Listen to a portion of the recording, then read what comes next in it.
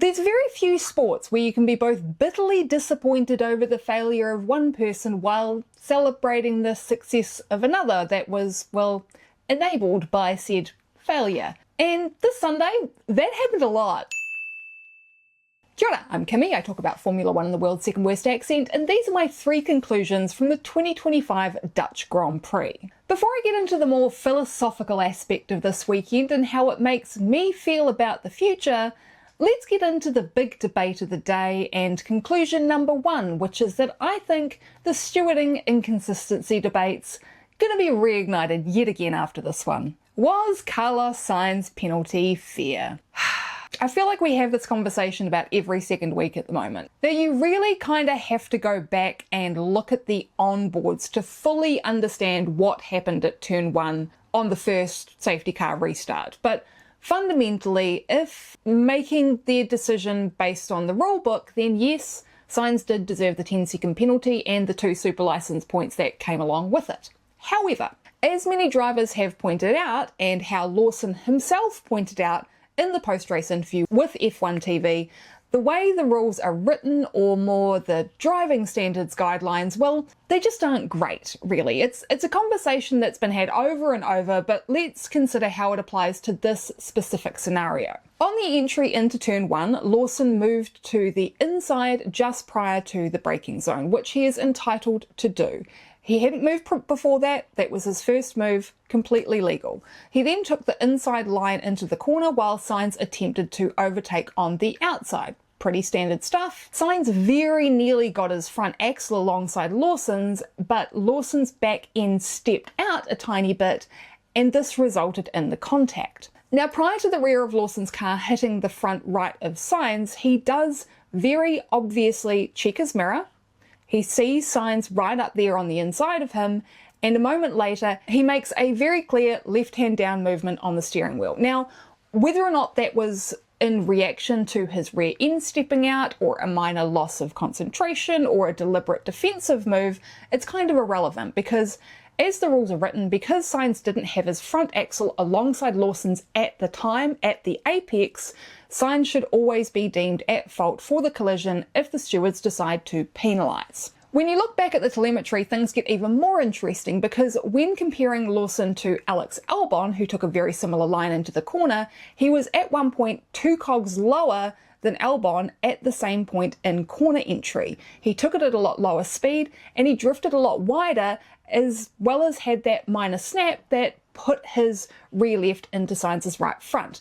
Now this can be put down to cold tyres on a restart, and they're obviously not driving the same car. However, I think it's fair to say that Lawson's restart management also played a part into this collision. Had he not had the snap, the collision likely wouldn't have happened in the first place, and Sainz would have been able to back out and try again in turn 3 if the move didn't stick, or he'd have had to go over track limits. So while yes, by the letter of the rules, the penalty is, well, I hesitate to call it fair, to be honest, so I suppose lawful. Is that the right word? Seems kind of a weird word to use in the context of sport, but I'm running with it. I think had the same collision happened on lap 1, turn 1, it would have been instantly dismissed as a racing incident, and that would have been that. And it kind of did happen on lap 1, turn 1. It was just after a safety car restart rather than a standing start. It's also kind of worth noting that Bortoleto collided with Stroll in a similar manner at turn 12 on lap 3. It's just Stroll was overtaking on the inside rather than defending, and both cars carried on with only a bit of carbon fibre going flying. And that wasn't even really investigated. Considering at one point in the corner, Lawson clearly, if very minorly, lost the rear end of his car, which is something that is listed as a potential mitigating circumstance in the driving standards guidelines, along with the question of did someone position their car in a way that contributed to the incident, which I think you could fairly argue that Lawson did. To me, this reads as a racing incident, and it's not really something worthy of a 10-second penalty, and more importantly, 2 super license points for someone who was going for an overtake that wasn't really that optimistic in the grand scheme of things. What this decision essentially implies is that provided you have your nose in front and you're on the inside, you can do whatever you like to the driver on the outside, because it's always going to be deemed their fault with zero nuance applied. However, if we're going to discuss the incident between Sainz and Lawson, then we also need to discuss the one between Leclerc and Russell. Because while Leclerc was overtaking on the inside, he also was very much on the edge of what is and isn't allowed. And again, in my opinion, again, after watching the onboards many times, was equally as deserving of a penalty as Sainz, if not more so, because his move was quite a lot more aggressive. I'm not saying it wasn't a great overtake.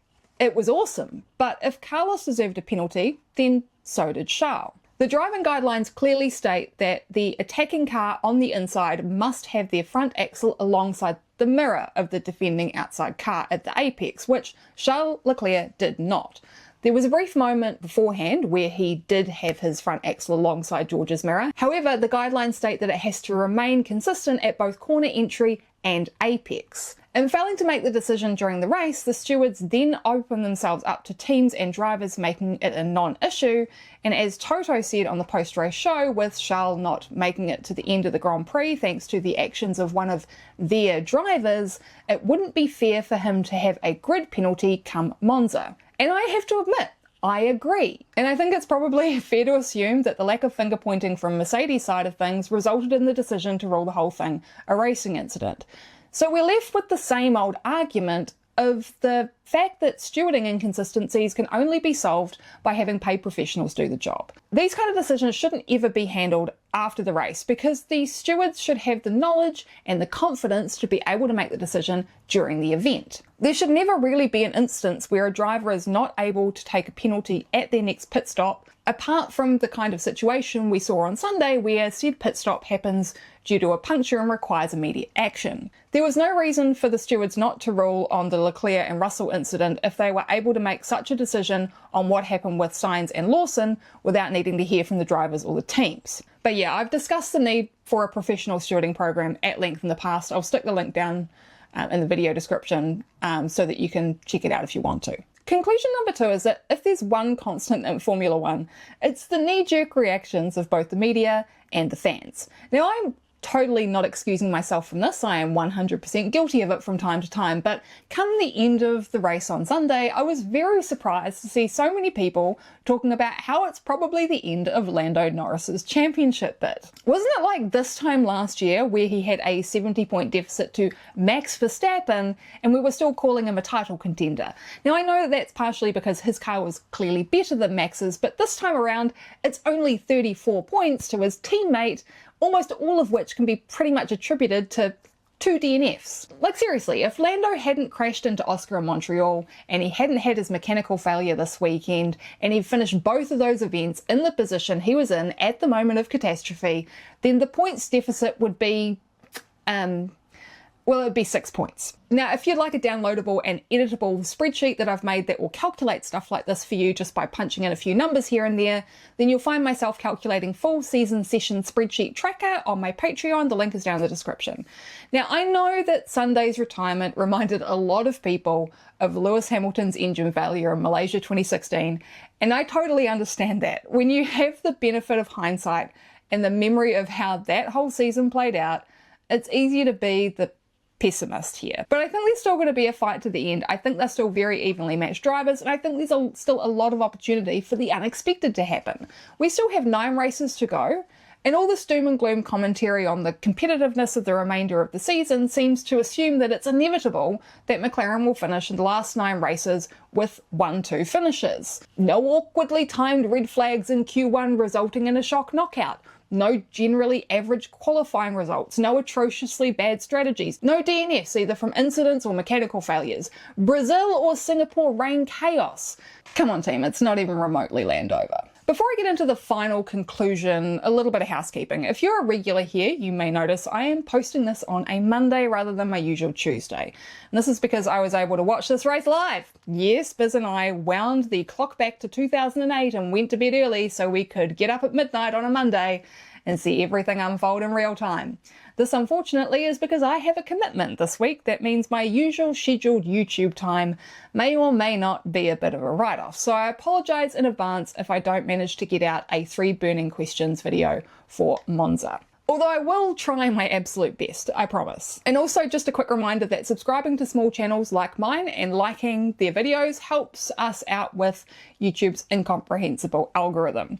I've had a couple of people mention recently that they've missed quite a few of mine when I post them and have had to catch up, and I've experienced this with people I too subscribe to, as has Biz. So if you really want to keep up with your favourite YouTubers and don't subscribe to like an unmanageable amount, then I highly recommend using your subscription feed to see who's posted new stuff rather than relying on your homepage just kind of showing it to you organically. Thanks to my patrons up here on the screen. Winter is over now, so rather than supplementing my heating bill, I'm going to start putting your generous support towards something a little bit more exciting that should hopefully benefit the channel. Who knows what that might be, but I've got some goals. Right, on to the final conclusion. I never thought I'd say this, but I'm going to miss this event after the 2026 cars take the checkered flag next year. Yeah, this is where I get a little bit philosophical. Since its return to the calendar, Zandvoort for me really has been a bit of a season highlight, which has kind of been emphasised even more by it being the first race back after the summer break for the last couple of years. Everyone's a bit rusty, everyone's a little bit excitable, everyone's a bit scrappy.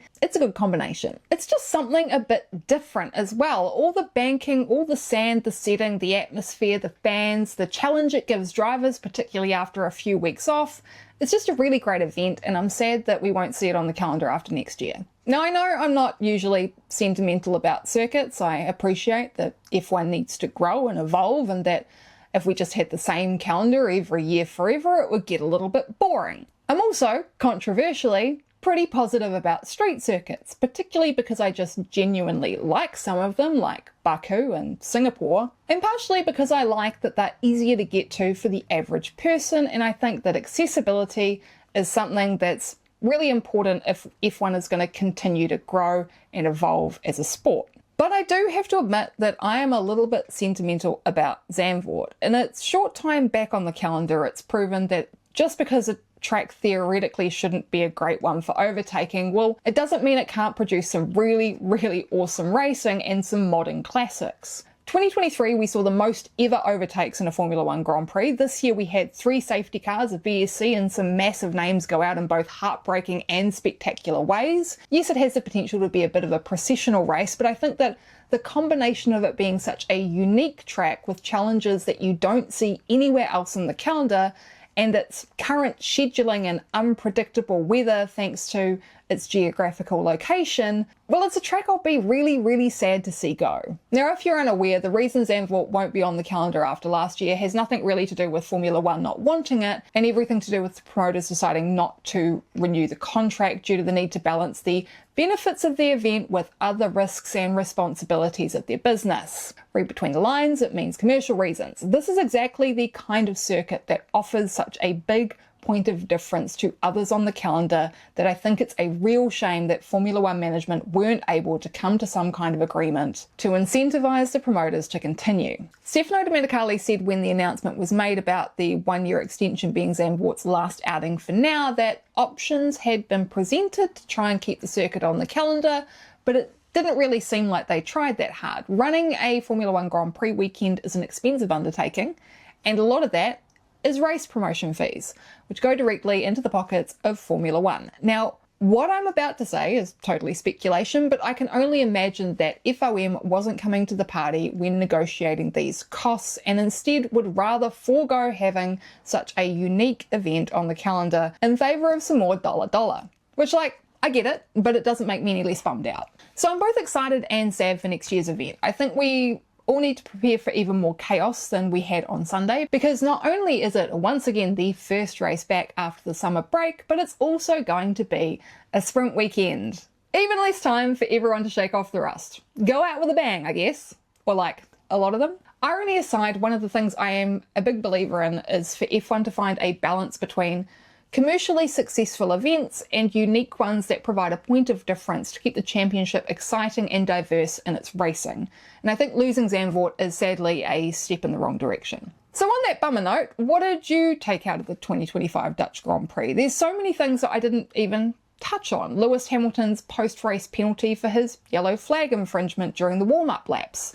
Ollie Beerman, Lance Stroll and Esteban Ocon's strategic gambles resulting in really excellent recovery drives, and how much I was yelling at my TV when it became very, very clear that yes, Isaac Hadjar was about to get that podium. I'd love to hear your thoughts down in the comments. Thanks so much for watching to the end. Ka kite, and I'll see you next time.